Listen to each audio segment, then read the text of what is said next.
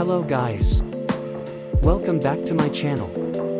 Today I'm show you Windows 11 build 25140 new changes and improvements. In this build we have lot of fixes.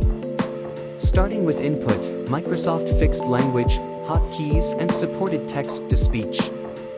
In File Explorer, Microsoft fixed an issue which was leading some people to unexpectedly see error 0x800700026 when copying files from network drives. And Microsoft fixed an issue where the active tab color didn't match the command bar below it.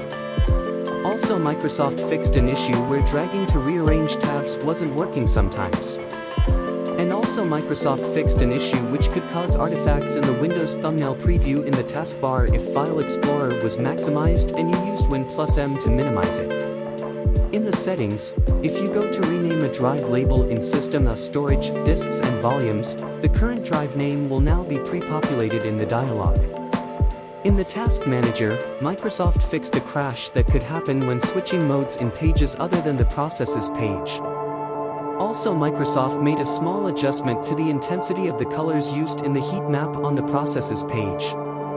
Also other fixes, Microsoft fixed an issue where calls to copy accelerator table and create accelerator table would fail if the lpixel parameter was the address of an odd-numbered index into an array of Excel structs.